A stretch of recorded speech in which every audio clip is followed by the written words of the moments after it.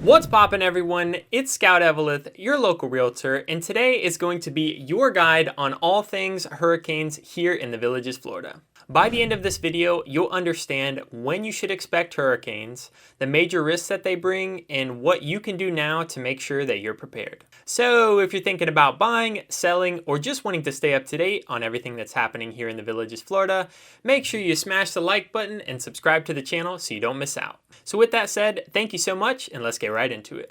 Now, Florida is no stranger to hurricanes. For 6 months every year, we buckle down for high winds, heavy rains, and possible flooding.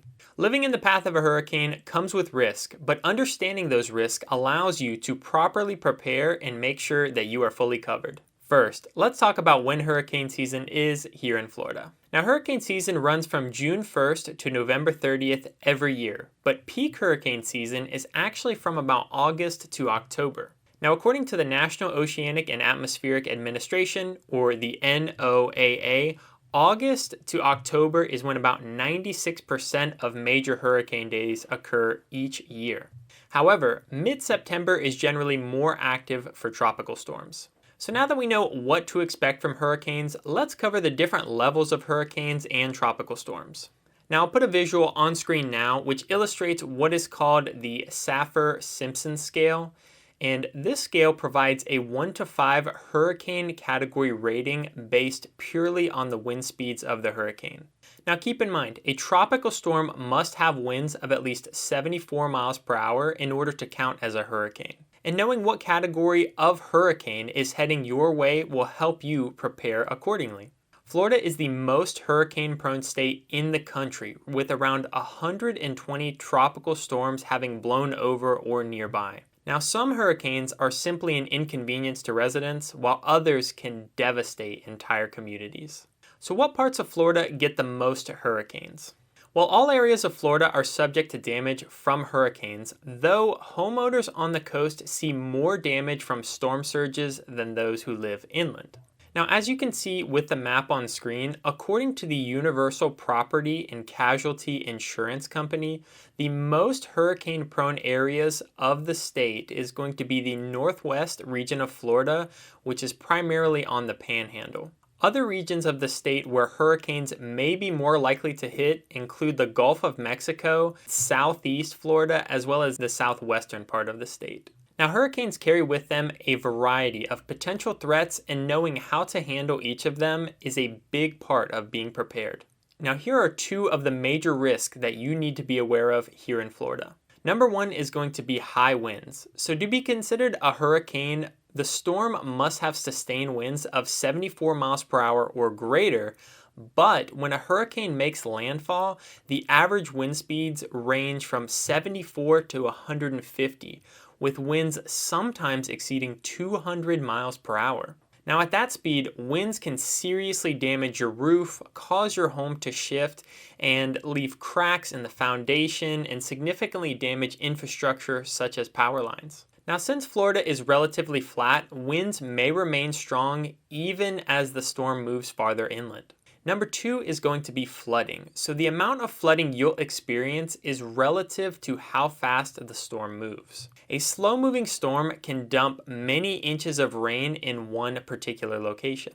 As is true of high winds, even locations hundreds of miles from the center of the storm may experience flooding. Now, speaking of flooding, homeowners insurance typically covers some form of hurricane or wind damage, but does not cover any type of flood damage. This is why it's important to have solid coverage, considering Florida is the #1 hurricane-prone state, to make sure they are financially covered. Now, unfortunately, if you're thinking about adjusting your policy at the last minute, this will likely not work. As a hurricane approaches, most home insurance companies put a pause on increasing coverage or lowering deductibles until the storm passes.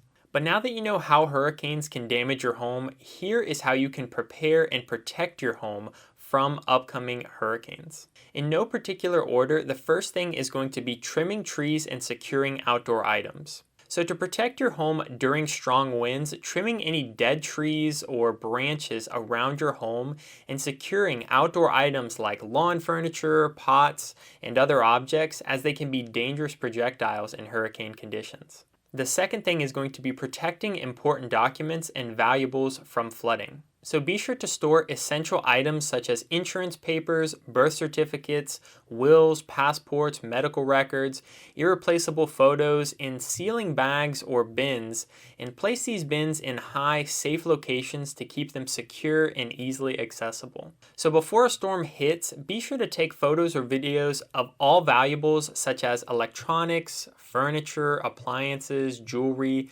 Taking the time to document this will be crucial for insurance claims in the event of damage or loss. Now be sure to capture clear images and try to include any serial numbers or identifying markers. Store these records in a secure, accessible place, such as virtually on the cloud or in a waterproof container, so you can easily retrieve them after the storm.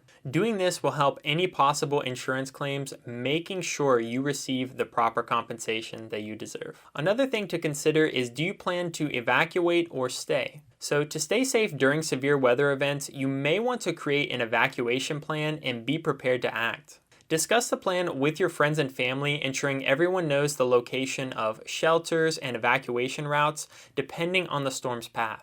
Now, if you live in a flood-prone area, carefully think about whether to evacuate. Always consider evacuation warnings issued by local authorities and have supplies ready. Whether you decide to stay or go, make sure you know if your home is in an evacuation zone. Also, prepare an emergency supply kit. Make sure to include essentials such as a well-stocked first aid kit and an extra supply of prescription medications for any medical needs during or after the storm.